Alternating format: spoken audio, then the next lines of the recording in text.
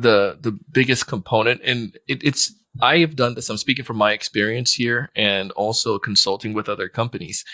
It is it is very it can be expensive to get a new hire, and the longer that process goes, the more impactful that is for the rest of the team and for you as that leader. You need to fill a position. So oftentimes we want to get someone in a position quicker than not. And it's also really, it's sexy when we get those interviews and they say the right things as well.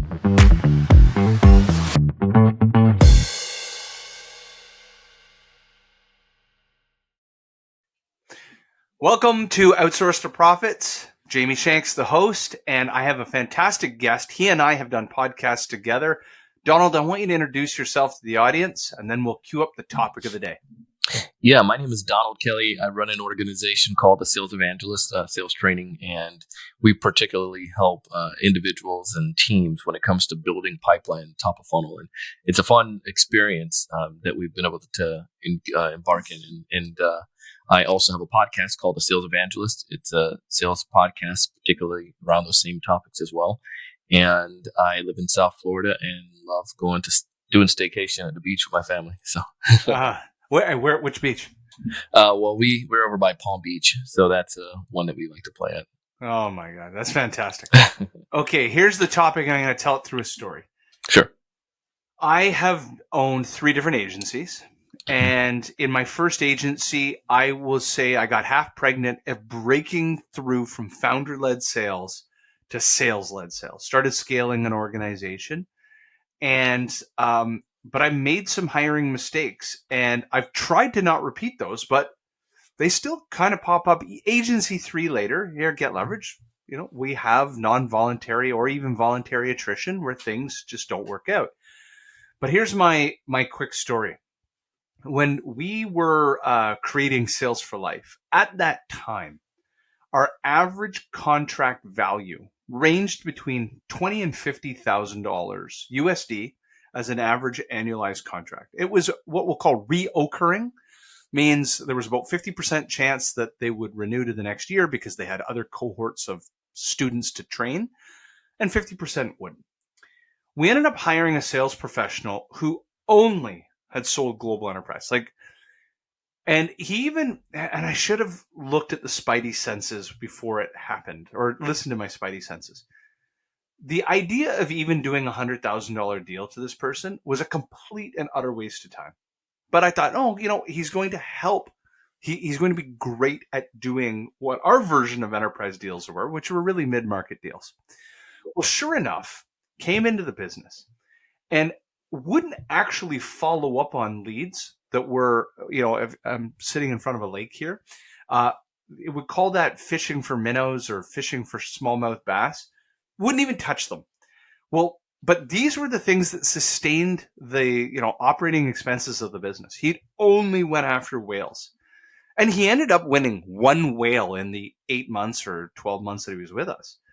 But the amount of minnows that he didn't catch that would have sustained all the operating expenses was really demoralizing. And when he ended up leaving, we went into our CRM, and there were like dozens upon dozens of real inbound, we didn't even hunt these. They came inbound that we just watched the fish jump in the boat and we just threw it back in the ocean.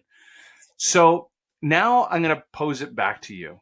And this could be on any topic, whether it's hiring sellers, marketers, customer support. But where are you finding us as founders or as chief revenue officers, chief marketing officers, where are we falling down first and just like batting 500 or batting 25% on our hiring? Yeah, I would probably say the biggest component, and it's I have done this. I'm speaking from my experience here and also consulting with other companies. It can be expensive to get a new hire. And the longer that process goes, the more impactful that is for the rest of the team and for you as that leader. You need to fill a position. So oftentimes we want to get someone in a position quicker than not. And it's also really, it's sexy when we get those interviews and they say the right things as well. And what it requires us to do is to be a little bit more diligent. So I think where we fall off is one, we will focus a lot. We will spend years, we'll spend months, we'll spend so much time identifying the right ICP. But oftentimes, go back to what you're sharing there, we don't spend enough time identifying the right seller for the organization. And I think that part becomes critical, and more so sellers for the particular role. And I give you an example that I have. We had someone that I brought on, similar to your experience there. This individual, I needed somebody in a position. We had a new contract, we were expanding, and I needed to get the next sale hire like yesterday. This person was in one of the courses that I ran, a class that I taught with my alma mater, doing pretty well now in business and so forth. And I thought it would be fantastic to bring him into the role. What I didn't do, I didn't define exactly what he was going to do in that particular role. I just assumed being a good seller, went through the program, was very effective. He could be a great person for this particular role. And I didn't hire for the role as I did for the, finding the prospects to the product that we were selling. And that made a huge impact. Come back into the organization. He did okay. He didn't do great. And it wasn't a self-starter as we thought. Since then, we've learned some things, and we can go into that, what we've discovered. But the challenge that I find, the biggest place we're falling off is if we focus on attracting the sellers just as much as we focus on the prospects that we're bringing in, I think that helps us. And we often fall short in that, especially when you need to get pipe built. So before we get to what did you learn, perhaps you could give the audience a self-assessment. If they were to be self-reflective and they were looking at their hiring practices and they're getting ants in their pants, like, I need a bum and seat because bum and seat doing something is better than me doing it right now. What would you coach them on? Look out for these things that are happening to you where you're getting all itchy and you want to make this hire, where all that you've done is you're stealing from your future self, because there will be churn and attrition of this role in 6 to 12 months. It won't be a good fit. Then you're going to have this massive gap, and it's actually going to be more painful then than it is painful for you right now. Yeah. So some indicators to look at? Yeah, some indicators, some things like whether it's qualitative or quantitative. What's something that you could tell a founder, like, be prepared if you're feeling these things or seeing these things? Yeah. You just don't want to do this. Yeah, I would probably say if you feel that let's back up here. The evaluation concept is one. Usually as a founder, maybe you don't have a whole bench of executive teams that you can go back and feed off of, or maybe you don't have a lot of people, especially if you're founder led, where you don't have maybe enough people that can be a part of the interview process. You get somebody, you call Jamie or myself, who cares? But you got to have more individuals to be able to evaluate in that process. I would much rather a longer process than I've learned from one of our dear friends is hire slow, fire fast. And it's been proven true over time. So that's first indicator. If you just feel like I can do this interview by myself, I know talent when I see talent. That's one of your first problems. Get multiple people, even if you or like I'm a savant. Of course, I can. Yeah, I've done this. I've been a seller. I can read. I even brought my wife in on some of the stuff in the past. And the thing is, she's not a seller at all. And she loathes selling. It's just what she marries me. But she doesn't like selling. However, she does understand people like most individual, and she can recognize some of those things. So she brings a unique thing to the table. I've also brought different people from the organization into it. They may not necessarily directly be in sales, but like somebody over operations in our company. That person of operations will work directly, especially in an SMB, will work directly and have an engagement with the seller and be a part of meetings. And they were able to bring in some unique perspective that I didn't think about before in that interview process, or questions that we should be asking, or and some of them were more detailed than may have necessarily needed, but it did allows us to counsel and to be able to look at it in a unique perspective. So that's the very first indicator. If you feel you can do it independent of other people. Second thing that I would probably say is if your pipeline is meager and then you're basically doing it based on that fear. I know, and it sucks when you're looking out for the next few months, and you're like, man, we need to get some stuff going ASAP. I would much rather as the founder to go hunt than to bring somebody in and that doesn't fit. So if you feel that pressure, you can get talked off the ledge easily. You can do some near bounding, for goodness sakes. Check out Scott Leese on that. You can find some people that you know and get introduced to some accounts, and you probably could bring a one or two deals in if that's going to be the case. But to just bring somebody in to have a body there, I don't feel that that's going to be the case. So if your pipeline is meager, that's another temptation that I need to just fill that really quickly. And the third one that I'd probably tell you as well, that if you're another indicator that maybe you're rushing this process too quickly, is that you don't have enough people to be able to look at. So oftentimes we might say, well, I have one individual and I'm going to go with them or two. I'm super guilty of this one. Yeah, it's like no, get more than you need. And I like to hire in cohorts. So when I bring somebody on, instead of bringing on one individual, it's like, is there a possibility of bringing on two individuals at that same time? And I know as founder, depending on where you are financially, it may be tougher, but I look at this like Mother Nature. Please don't get too morbid on this, but in my neighborhood, we have these ducks, and they go around, and they're just like, they have not many predators. So there's these ducks, or however, squall of ducks, or I think that's what it's called. But they'll have like 15 ducklings, and then nature takes its course. People get sick, or unfortunately, maybe there's a iguana that would take one of them. Something. So, but the thing about it though is that nature doesn't usually have those ducks have one duckling. There's usually several in case things happen. The bloodline, so to speak, can be carried down. And I think it's an interesting thing that I have found. And there's another silly example that I use is tinfoil dinners. When I've done Boy Scouts back in the days, we made tinfoil dinners to go camping and overnight hikes or whatnot. When you make a tinfoil dinner, you want to put way more seasoning in it than you think would make sense if you're cooking it on the stove.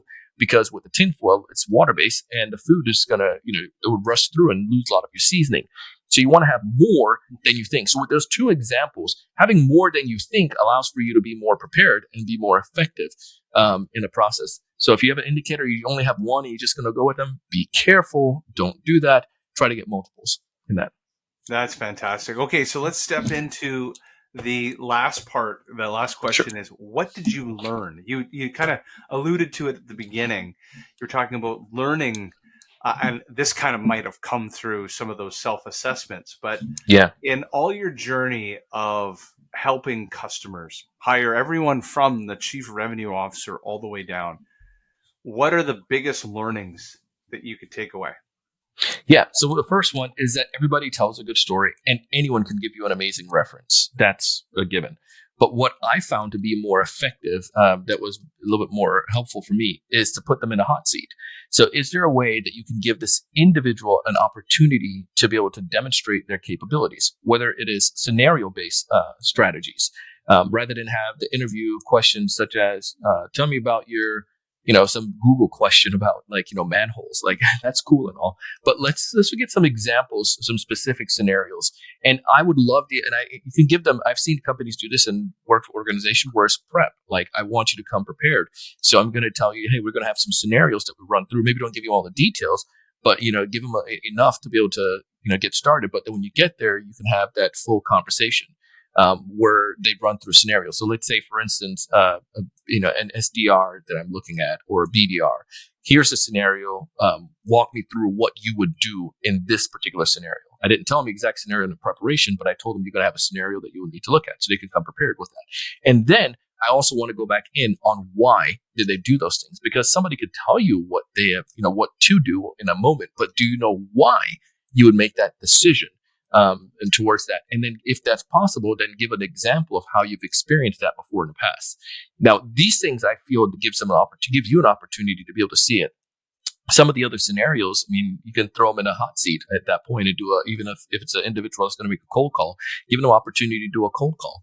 And then also maybe give them an opportunity to cold call you about your services, because then that would give you a good understanding about how they are and how they think on their feet and how they could prepare. Because if they didn't prepare to have a conversations with you about your company and do the prep work. It's going to be challenging for them to do, challenging to expect them to do that for other people in that process as well. So those are some things that I found that I've learned. I love the idea of scenario based. It's not always perfect, but it does give me a good indicator onto the person's brain and understanding about their thought processes and how they would function with those situations. And when one of my first gigs out of college that happened to me, was glad I didn't work there, but it was with Sears Roebuck, right? The corporate in Chicago. And they put me in one of those scenario based. And ever since then, I was really excited for those. I enjoy them because it allows for me to do a lot more rather than answering surface level questions of where I came from, why I like sales, or stuff like that. Yeah, when we hire digital prospectors and sales support agents for my offshoring agency, Levrg, there's four basic tests. So 4 tests that we do. One is obviously language proficiency on the written format. One's going to be language proficiency on the verbal format. They have to make a video before they even are even interviewed. Number 3 is scenario based interview questions. So what did you do? What was your decisions and actions in these scenarios? But the most important is a case study defense. Mm-hmm. So we actually, as an example, will give them our demo experience landing page, and they actually have to build a video, even though they're not going to ever be in closing the deal. They have to study our demo experience page and make a video and present it back to us as to how they would pitch it. And then they have to actually craft an email and a LinkedIn prospecting message. And then we do a live call and they pitch it back to us. And what you're looking for is they're not going to get it perfect. They're not in your business yet. Yeah. But it was the decision-making process that they used to collect the information to make informed decisions to be able to do the exercise. Yes. Oh my goodness. I love it. I love it. Can I just be interviewed for your company just for the fun of it?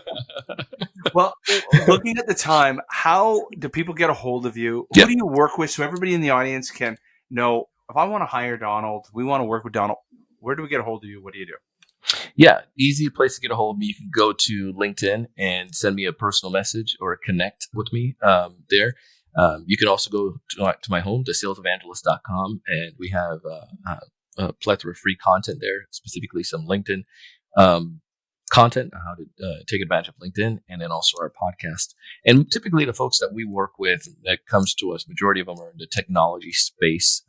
Usually they're SMBs to mid-market companies with a sales force that they need to get improvement with building top of funnel, whether that's building pipeline through social or through cold outreach. That's our jam. We have fun with that. Fantastic. Well, thank you so much for being on the show. Appreciate you. Thanks so much, Gene. You take care. See you.